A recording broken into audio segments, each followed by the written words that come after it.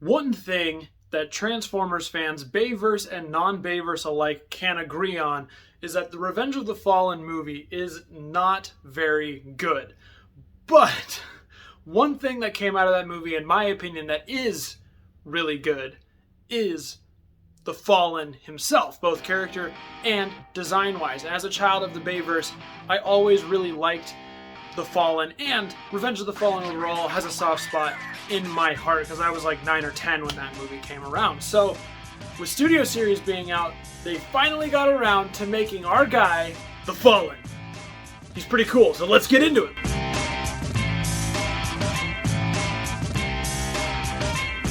How's it going, everyone? deceptibot9 here, and thank you all, as always, for joining me here on the channel. Now, before we get too far into the review, go ahead, if you like what you see, leave me a like. And if you like what you see and you want to stay tuned for all the future content I have planned, including my Best of 2022 tournament coming up very shortly, go ahead and subscribe as well. It does really, truly mean a lot to me. Plus, if you want to follow me anywhere else on the internet, you can find me on Instagram at deceptibot9reviews, on Twitter at deceptibot9, and on TikTok at deceptibot9 as well. So, like I said, I kind of set it all up at the top, but I mean, man, the Fallen is just such an interesting and cool design to me as someone who grew up with the Bayverse and a kid who always liked the villains because they looked cool and they sounded cool. The Fallen always stuck out to me, and I had his original toy a long time ago. I think it broke finally, like gave away with the spring-loaded gimmick or something happened to it, but I do not have my original Fallen toy anymore. But I really, really loved that toy when it came out. So I've been longing to get another Bayverse Fallen fitting into my collection somewhere. And so finally Studio Series has delivered. And he's truly a pretty awesome piece overall for the Studio Series. So without further ado, that's enough chitter chatter up top. Let's go ahead and throw it on down to me to take a closer look at Studio Series The Fallen. All right, so here we are with a closer look at the Fallen in his robot mode, and you can see, I mean, he is a massive, massive beast. He struggles to even fit all the way on the screen, especially when we incorporate the staff here into his robot mode. He looks really, really cool, and I'm really happy with overall how he came out because I just love the way he looks overall, and he just seems very intimidating as well, and very imposing, especially put up to some smaller bots. So overall, I really like the look of him, and you can see in the turnaround that he looks just super, super nice. So let's go ahead and take a closer look at some of the details on the Fallen. All right, coming up close here, there is just so much nice small molded details in this guy all around because he's obviously very Cybertronian looking all over the place. I love this face mask head sculpt. I think the blue on the face tendrils, the kind of beard, look very, very nice. And even getting up close, like to the little mouth section, you can just see lots of nice small details in there. Of course, he has his eyes coming up here at the back around the head. Whoa! He gets some light piping, some orange right there as well. And even coming here around to the back, like on the shoulder pieces and just the back right here itself, just nice molded details all over the place. And coming down to like some of these spots here, I don't know what to call this. I guess this is part of his back, part of his arms. These little pieces here, they move around, which will show off in articulation in a minute, but there's so much nice detail in here, all these little lines that make him look really, you know, mechanical and alien, and all the way on the arms here. Let's go back around to the front. Here's where there's a lot more paint going on here on the front and stuff as well, just with the colors, and everything is super, super nice. The dark kind of gunmetal-ish gray black color that they use on him looks really cool. And if you get close on the arms, like you'll just see there's some splots of red, but there's a lot of just nice little details in there all around. Those pieces that on him in the movie just kind of are constantly moving around and just feel really alien. He's one of the most alien looking characters in all of the Bayverse movies, in my opinion, just because of his appendages and the way he moves, and he just looks really alien, and it's a really cool design, honestly. I really, really have always liked it. Coming in here, just again, there's a lot of these little details everywhere. Of course, I do need to show off one of his fun play features is that you can give Optimus his face.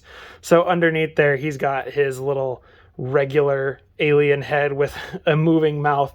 And there is a lot of fun detail on this piece as well. Like, you can just see some of that molded detail in there. Really, really cool. I love that they included that feature on him. But then even coming down to the legs, they're just kind of more of the same, right? A lot of these lines and details that help him look like he is that alien creature, plus on the toes there as well. So, I mean, as you can see, the Fallen is just a really cool looking piece. He's got lots of details in it and everything everywhere that just make him overall really, really cool to just look at. And plus, of course, we have the staff. So let me show you. We'll get in close on here and I'll show you how it works. So it's actually two pieces here where if you just unclip them together, we'll pull it out of his hand. And we'll look at the staff just by itself. There's no paint on it. It just is molded in an all gray, but it has nice detail lines all around it. And here's how it connects. It connects with two little peg holes that just combine in the middle, and you get one solid big old staff piece for the Fallen. Now, because it's so big, I'm going to set it off to the side so we can cover some of the articulation on this guy without that getting in the way. Now, touching on articulation, I do want to note, I kind of really like what they did with the little extra tendrils here. Obviously, it's accurate to the character design, but I wouldn't be remiss if I didn't mention that it does slightly hinder how he can move his arms in certain ways. But I think for the most part, it does work really well. So starting off with articulation up at the head, he's got an interesting ball joint. I think it's a double ball joint in there. So one connected to the head, a little peg, and then one connecting into the neck joint, because he has a pretty solid, once you clip his face on all the way, pretty impressive range going on in the head. You can get it kind of looking to the sides, and plus if you pull the mask off a little bit, you'll get it going a little bit more, but it can kind of also like shift up a little bit. Look up about that far. He doesn't go down all that much, but his side to side is pretty cool.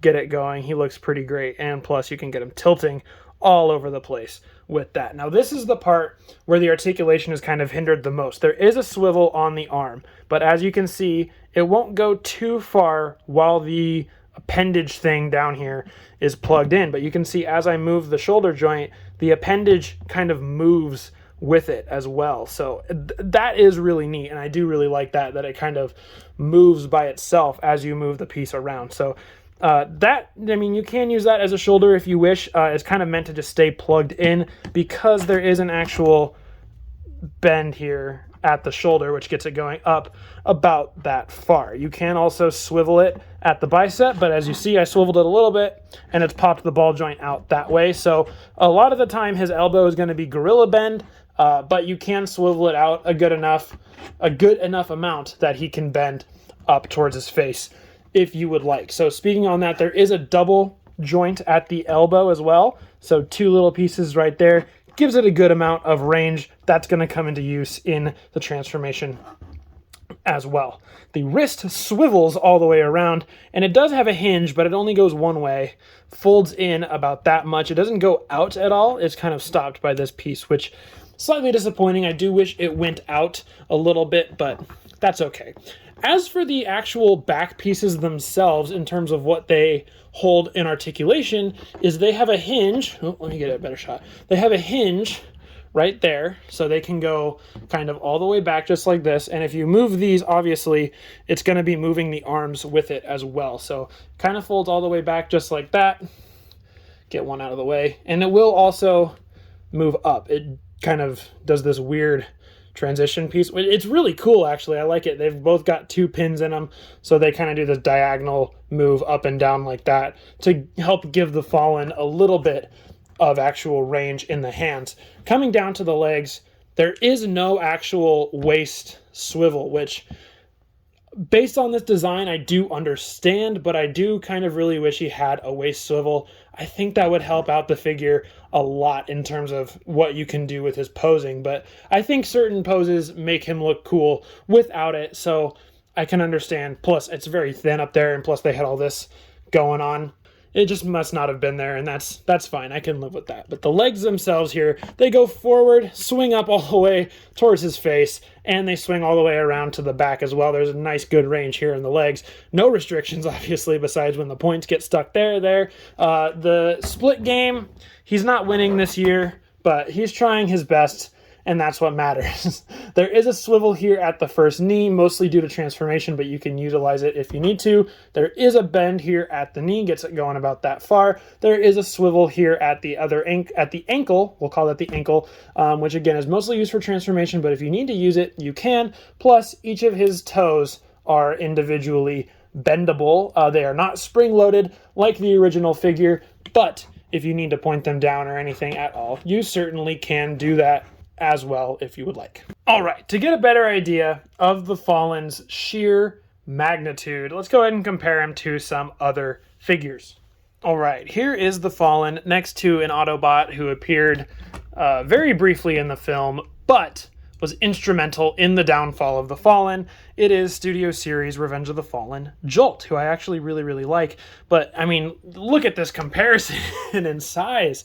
The Fallen is a massive, massive beast, and it's a good thing Jolt did not try to take him down on his own, or else he would have been, frankly, probably brutally murdered. Here is the Fallen, of course, next to his right-hand man, his apprentice, as he puts it, that being Studio Series Revenge of the Fallen Megatron. And these two, they look really cool together, honestly. There's not much of a height difference between the two, honestly, and I can't remember. This is probably pretty accurate to how they appear in the movie size-wise, but they look really, really nice together. I wish this Megatron just had a little bit more of a shinier paint job, especially in comparison to the Fallen, but they work great together. All right, here he is next to Studio Series. This is 07 Prime. I do have the Revenge of the Fallen one somewhere, but I like this Prime better overall as a figure, and it looks more like the movie Optimus Prime to me. So here is the Fallen with Optimus Prime, of course, the guy who brings him down and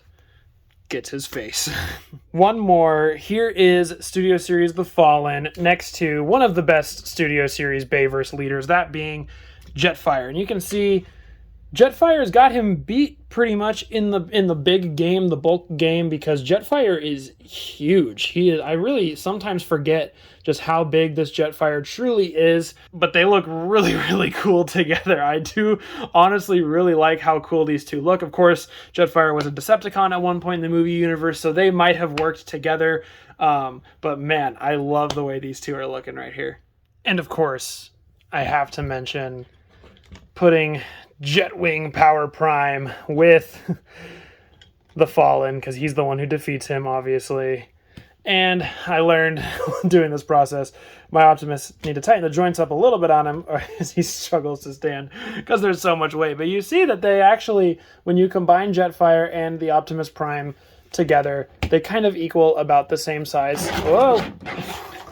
He's trying to take him out, and they're not even fighting. They're just standing there. They actually kind of equal out in size, which you saw how big of a difference Optimus had with the Fallen. So I think that's really, really cool, and I would love to put these two together on the shelf if I can tighten up this Prime just a little bit.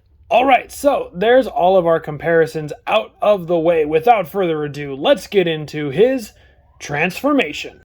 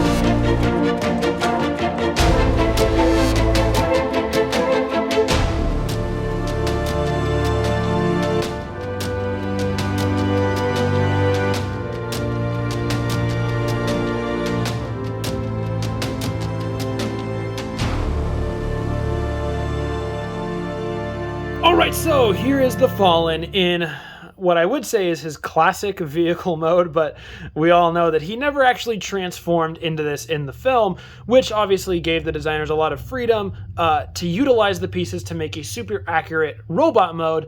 And for the vehicle mode, they gave him just his toy turned into this. He might have turned into this in the comics as well. I can't remember if he actually transformed in there, but obviously very accurate to the original toy. And talking about transformation really fast on this guy, we just saw it, but I want to touch on, I mean, it's really, really simple. Obviously, a lot of it replicates what happened with the original toy, you know, folding the thing over the head, or you're folding the head down in the original one, but you get the head in the back, you fold the arms, rotate them, twist them over the top, so there are these kind of back sections here, and then flipping the legs out and twirling them around so they kind of extend, folding the feet in, even though in the original they were spring-loaded. We land into his jet mode. And the most frustrating part of it for me is just making sure all those little tabs line up in the right spot. So like if you don't have the shoulder twisted the right way, the legs won't tab into them properly. And then as soon as you tab in the tendrils up here at the top, then the leg pops out. It's a whole little mess if you don't have everything lined up correctly. But otherwise, really straightforward, really simple transformation. And I don't know what it is about this nonsense Cybertronian mode, but I've actually really been enjoying it. I found myself transforming him and putting him in this mode a lot more than I thought I would, which really says something because obviously it's a lot of nonsense. But there's no real new details to expose here on the jet, but let's go ahead and take a closer look at it. So coming up, obviously, we see what was his crotch here is now the front of the jet. We did get a translucent clear cockpit exposed. Why he has a cockpit, I have no clue. His face is covered up now with what was his belly piece, and then obviously everything else is just kind of sticking out. His hands are sticking out here. We get the thighs right there. We get these pieces that were on the side. They're now kind of on the front. Obviously, his weapon storage here. It works really well, actually. I like kind of having those there as if they're kind of like jets, or he uses them to kind of ram into stuff. But yeah, I mean, the feet here, the little tendril pieces there just hang out on the side so we can kind of see a newer side of this. Coming around to the back, not much here, but the back of his head actually kind of does become the thruster piece for the jet, which I think is a really nice touch down there. And then, of course, on the bottom, what was his back is now the underside, and it's just not a lot of newness going on there with the vehicle mode. So there it is, but it is pretty large and takes up, as you can see, a good chunk of my screen. But let's see how he compares with some of those other figures we looked at earlier in their vehicle modes. Here he is first with Jolt, the little Chevy. And you can see the Cybertronian jet just kind of demolishes him in size yet again. Here is the two strange Cybertronian vehicles made up for the films together, and they're actually kind of neat. I mean, I've always kind of liked what the Cybertronian stuff from the Bay movie universe looks like, and I think these two definitely look like they could fit in as being from the same planet. Here he is with Optimus Prime, obviously a lot bigger than our guy Optimus. Oh, and here's the big one. As for the big jet comparison, here is the two. Jetfire's always been one of the biggest Studio Series figures, and you can see, I mean, in vehicle mode here, he just trumps the Fallen in size. Like, Jetfire is a lot longer. I mean, lengthwise, oh my goodness, I can't even put him. Lengthwise, if you put the Fallen sideways, they're about the same, but putting the Fallen this way, he is a little bit wider, obviously, than Jetfire. I'm trying to get it so you guys can see. It's not very helpful. There we go. But, I mean, you can see both two absolutely massive pieces in the Studio Series collection, and they both look great. Obviously, this is a more human jet, more Cybertronian, but whatever. Alright guys, that is going to do it for my closer look at the Studio Series The Fallen. Let's go ahead and throw it back up to me for my final thoughts. Alright, so what are my final thoughts on The Fallen here? Well, if you couldn't tell throughout the video, guys, I think he's easily my favorite leader class figure of 2022. I mean, in robot mode, he is just absolutely giant. He looks imposing. He looks really great. Plus, he gets the perk of being a character that never actually transformed on screen, so the designers are able to put a lot more into the robot mode to make it as great and as accurate as possible, but still giving us a vehicle mode that works and for the most part makes sense. And as a fan of The Fallen, this guy definitely deserves to enter into your collection because I think he's really great. Alright guys, that is going to do it for my review of Transformers Studio Series Leader Class Revenge of the Fallen.